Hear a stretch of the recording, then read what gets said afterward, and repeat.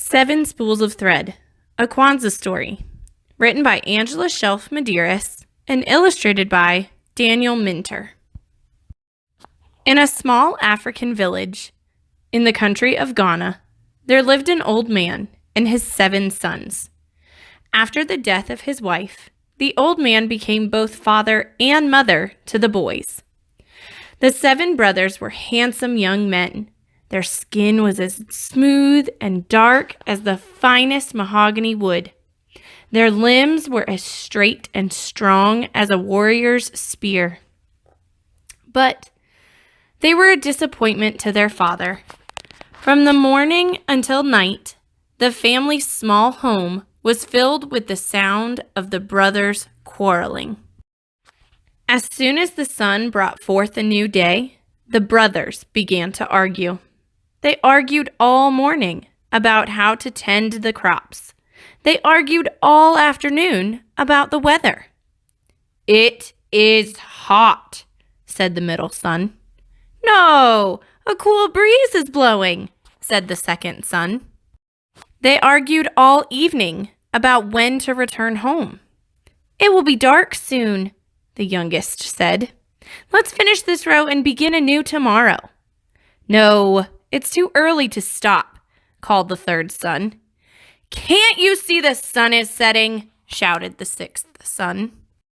And so it would continue until the moon beamed down and the stars twinkled in the sky. At mealtime, the young men argued until the stew was cold and the fufu was hard. "You gave him more than me," whined the third son. "I divided the food equally," said their father. "I will starve with only this small portion on my plate," complained the youngest. "If you don't want it, I'll eat it," said the oldest son. He grabbed a handful of meat from his brother's plate. "Stop being greedy," said the youngest. And so it went on every night. It was often morning before the 7 brothers finished dinner. One sad day, the old man died and was buried. At sunrise the next morning, the village chief called the brothers before him. "Your father has left you an inheritance," said the chief. The brothers whispered excitedly among themselves. "I know father left everything to me because I'm the oldest," said the oldest. "I know my father left everything to me because I'm the youngest," said the youngest.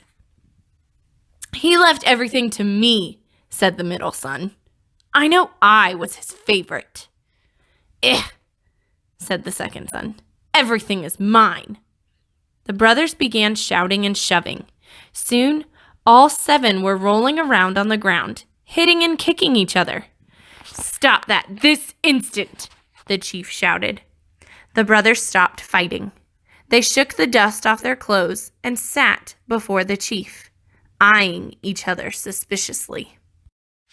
"Your father has decreed that all of his property and possessions will be divided among you equally," said the chief. "But first, by the time the moon rises tonight, you must learn how to make gold out of these spools of silk thread. If you do not, you will be turned out of your home as beggars." The oldest brother received blue thread, the next brother red, the next yellow, the middle son was given orange thread, the next green, the next black, and the youngest son received white thread. For once, the brothers were speechless. The chief spoke again. "From this moment forward, you must not argue among yourselves or raise your hands in anger towards one another. If you do, your father's property and all his possessions will be divided equally among the poorest of the villagers. Go quickly. You only have a little time." The brothers bowed to the chief and hurried away.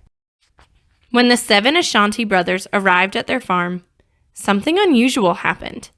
They sat side by side, from the oldest to the youngest, without saying anything unkind to each other. "My brothers," the oldest said after a while, "let us shake hands and make peace among ourselves." "Let us never argue or fight again," said the youngest brother. The brothers placed their hands together and held each other tightly.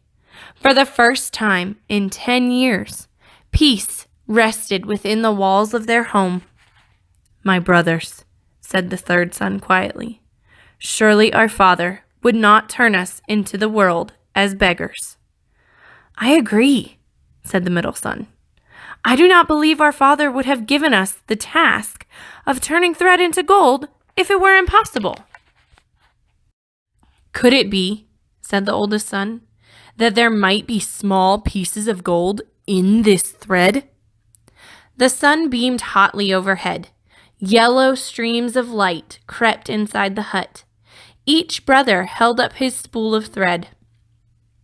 The beautiful colors sparkled in the sunlight, but there were no nuggets of gold in these spools. "I'm afraid not, my brother," said the sixth son, "but that was a good idea." "Thank you, my brother," said the oldest. "Could it be," said the youngest, "that by making something from this thread, we could earn a fortune in gold?" "Perhaps," said the oldest. "We could make cloth out of this thread and sell it. I believe we can do it." "This is a good plan," said the middle son, "but we do not have enough of any one color to make a full bolt of cloth." "What if," said the third son, "we weave the thread together to make a cloth of many colors?" "But our people do not wear cloth like that," said the fifth son. "We only wear cloth of one color." "Maybe," said the second son, "we could make a cloth that is so special everyone will want to wear it." "My brothers," said the sixth son, "we could finish faster if we all worked together." "I know we can succeed," said the middle son. The 7 Ashanti brothers went to work. Together they cut the wood to make a loom. The younger brothers held the pieces together, while the older brothers assembled the loom. They took turns weaving cloth out of their spools of thread. They made a pattern of stripes and shapes that looked like the wings of birds. They used all the colors: blue, red, yellow, orange, green, black, and white. Soon, the brothers had several pieces of beautiful, multicolored cloth. When the cloth was finished, the 7 brothers took turns neatly folding the brightly colored fabric. Then they placed it into 7 baskets and put the baskets on their heads. The brothers formed a line from oldest to youngest and began the journey to the village. The sun slowly made a golden path across the sky. The brothers hurried down the long, dusty road as quickly as they could. As soon as they entered the marketplace, the 7 Ashanti brothers called out, "Come and buy the most wonderful cloth in the world! Come and buy the most wonderful cloth in the world!" They unfolded a bolt and held it up for all to see. The multicolored fabric glistened like a rainbow. A crowd gathered around the 7 Ashanti brothers. "Oh," said one villager, "I have never seen cloth so beautiful.